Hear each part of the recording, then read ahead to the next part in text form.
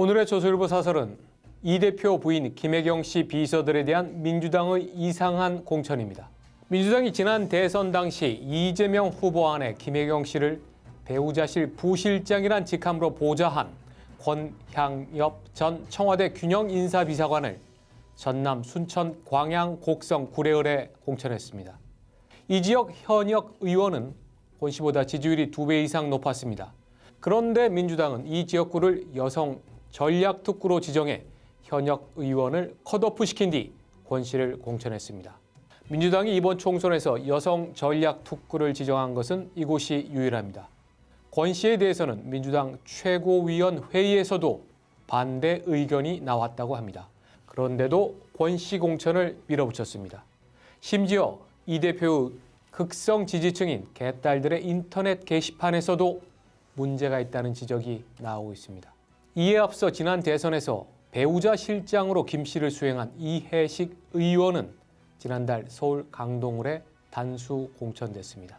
김 씨를 지근거리에서 수행했던 배우자실 실장, 부실장이 민주당 공천 파동 와중에도 경선을 치르지 않고 총선 본선행 티켓을 손쉽게 받은 것입니다. 특히 권 씨가 공천된 전남, 순천, 광양, 곡성, 구례을은 민주당의 텃밭으로 사실상 당선이 확정된 것이라고 할 수 있습니다.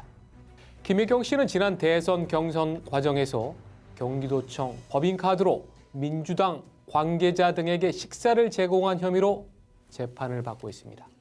김동영 경기도지사는 지난해 김 씨의 법인카드 유용 의혹 관련 최대 100건까지 사적 사용이 의심된다는 결론이 나왔다면서 업무상의 횡령 배임으로 경찰청에 수사 의뢰했다고 밝힌 바 있습니다. 이 대표가 경기지사 시절 김혜경 씨를 보좌하는 사모님 팀을 통해 사적인 영역의 보좌를 받은 것도 수사 중입니다. 김혜경 씨의 위법 문제는 앞으로 계속될 수밖에 없습니다.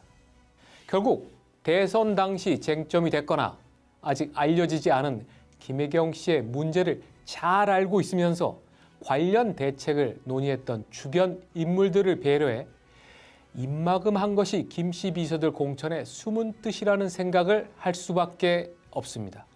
이 대표는 앞으로 자신의 재판에서 유죄 판결이 나오더라도 민주당 대표직을 확고하게 유지하고 장차 대선 후보가 되기 위해 민주당을 완전히 이재명 당으로 만들겠다는 결심을 한 것으로 보입니다.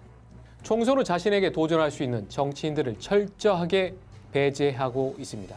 도를 넘는 행태, 민주당에서도 개탄이 나오지만 아랑곳하지 않습니다.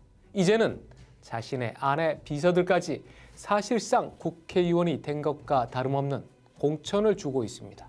전통의 주요 정당이 이처럼 개인의 사유물처럼 된 적은 없었습니다. 이 대표의 폭주가 어디까지 갈지 알 수 없습니다. 오늘의 조선일보 사설이었습니다.